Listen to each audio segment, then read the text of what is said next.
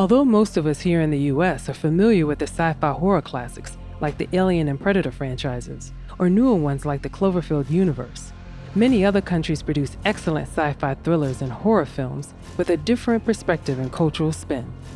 Welcome to the Multicultural Sci-fi Organization, MCSFO. Today we'll look at our picks for the top 10 international sci-fi thriller and horror films. For this eclectic list, we'll be counting down through some of the best psychological sci-fi thrillers and the most nail-biting, blood-curdling foreign films across both genres. Number 10, Cold Skin. Would you take a job where you'll be stuck on a desolate island on the edge of the Antarctic Circle with no relief efforts for an entire year? If you're in the mood for a creepy period piece, this sci-fi horror film will do the trick. Directed by Xavier Jean, this French-Spanish science fiction horror film is based on a 2002 novel of the same name by Albert Sanchez Piñol, starring Ray Stevenson, David Oakes, and Aura Garrido. It begins with a young man arriving at a remote island to start his new position as weather observer, only to find himself defending the watchtower from deadly creatures which live on the island shores. We are the invaders, which makes us the enemy. You want to conquer them, is that it? Oh no, I want to exterminate them. Slightly comparable to The Shape of Water and Clive Barker's Nightbreed, Cold Skin was originally released in Spain in 2017 and a year later in the US. Although frightening, it's an inspiring theme of acceptance and perception, a cautionary tale of what happens when we fear what we don't understand and become the monster we accuse others of being. Number 9, Infamy. With all the familiar scary mashups of fan favorites like The Thing and Life, Infamy still manages to entertain and satisfy your space horror craving. And if you're not familiar with the film's earlier influences, you're in for a skin-crawling treat. This Australian sci-fi horror film, written and directed by Shayna Bess and starring Daniel McPherson, Grace Huang, and Luke Hemsworth, starts off with an elite search and rescue team being transported onto an off-world mining facility to rescue Whit Carmichael, the lone survivor of a biological outbreak.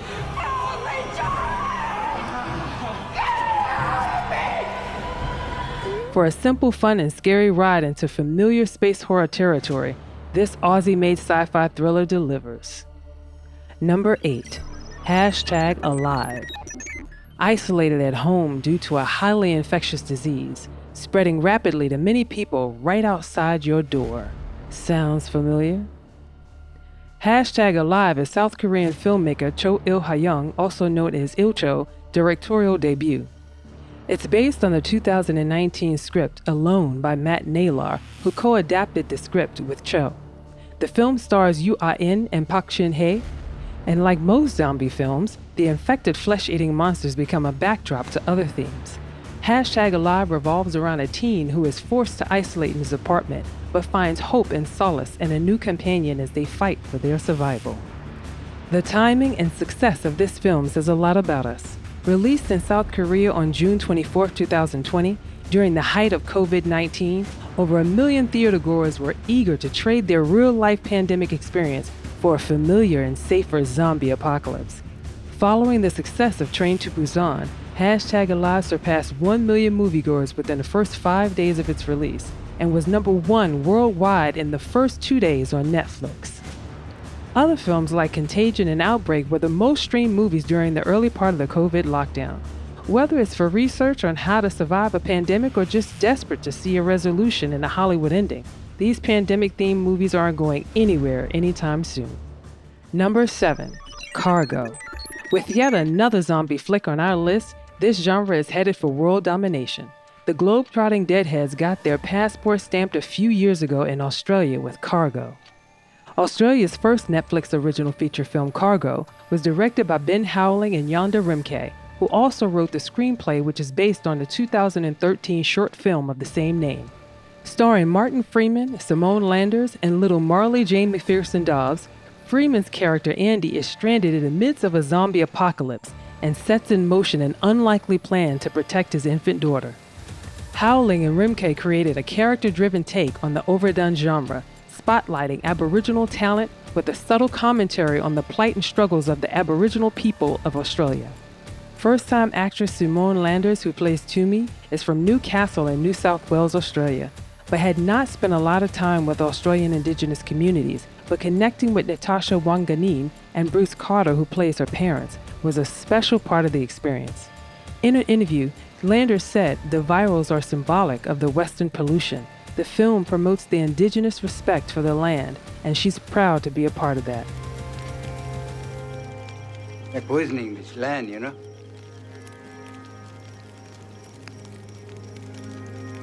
This country changing. Sick. We all get sick. You get sick too. Indigenous writer John Bell came on board as script advisor, assisting Rimke in understanding specific cultural practices, avoiding stereotypes, and delivering authentic contemporary dialogue. This process also greatly informed what would become a central theme of Cargo, a disconnect between the modern Western world and indigenous traditional culture. Number 6. Antiviral. If you find the premise to this next bloody horror film a bit far-fetched, think about how our culture of celebrity obsession can be magnified even during our current pandemic. In a dark satirical near future, a thriving industry sells celebrity illnesses to their obsessed fans. Employee Sid March attempts to exploit the system, but it backfires when they involve him in a potentially deadly mystery. This 2012 Canadian-French sci-fi horror film is directed by Brandon Cronenberg and stars Sarah Gadon, Nicholas Campbell, Malcolm McDonald, and Caleb Landry Jones as Sid. You may remember Caleb Landry Jones as the crazy, creepy brother in Jordan Peele's Get Out, or his other chameleon role, Banshee, in X-Men First Class. Jones's on-screen presence in Antiviral is beyond sinister, with his menacing stares devoid of any emotion. In an interview, Cronenberg said the idea for the film came out of his own fever dream due to a viral infection he once had. At only 28 years old, he made a name for himself with his directorial debut.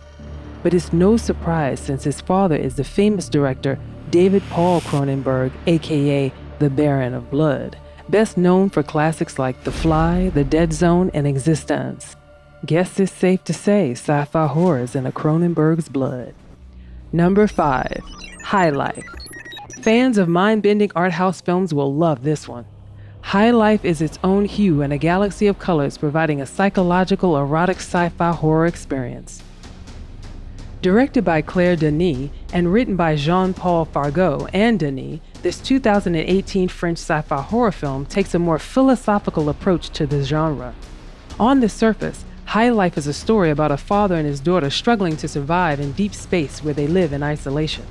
But below is a darker and at times disturbing view as it explores human behavior while in solitude. This film was perfectly cast, starring Robert Pattinson, Juliette Binoche, and Andre Benjamin. Although Pattinson and Binoche were not originally cast for this film, they gave such an intoxicating performance, it's hard to imagine anyone else in the lead roles. Now, if you're wondering how did Andre 3000 from Outkast got into this film, Denis, who is a huge fan of the rapper, flew out to Atlanta to speak with him and fulfill her dream to work with Benjamin. Benjamin doesn't have a huge role in this film, but he provides a calm center of gravity in every scene.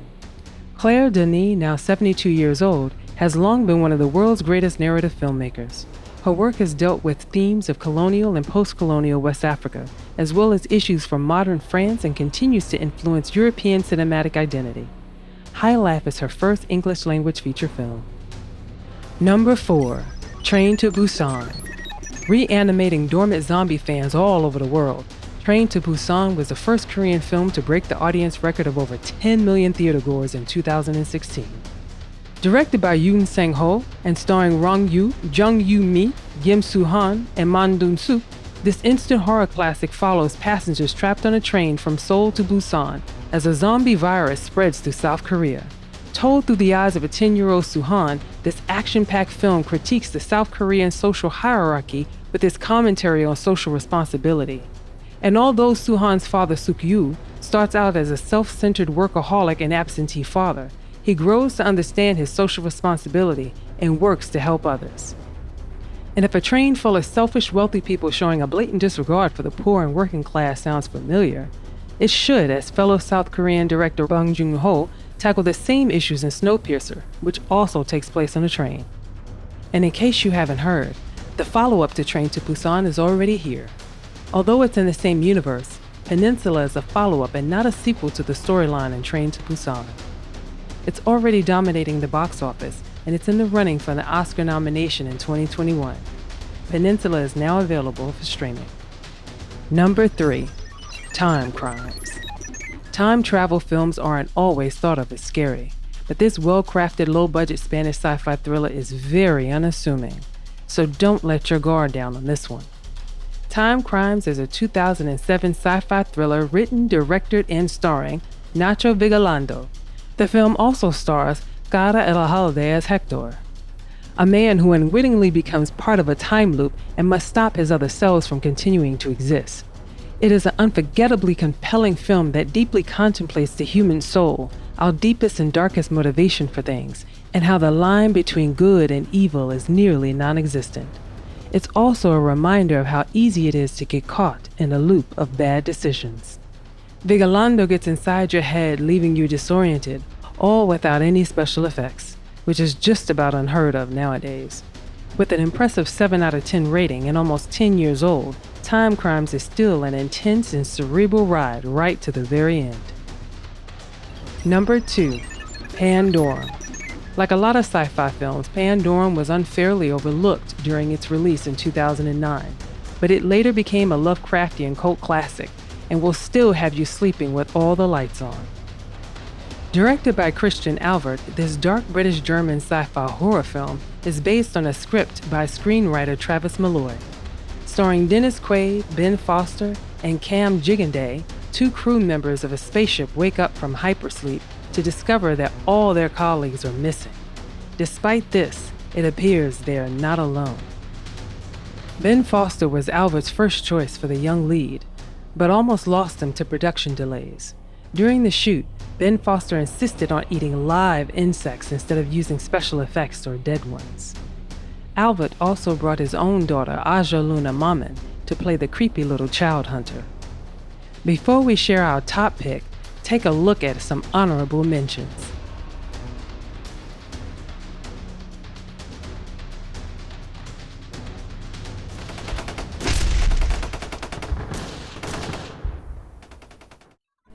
Number 1.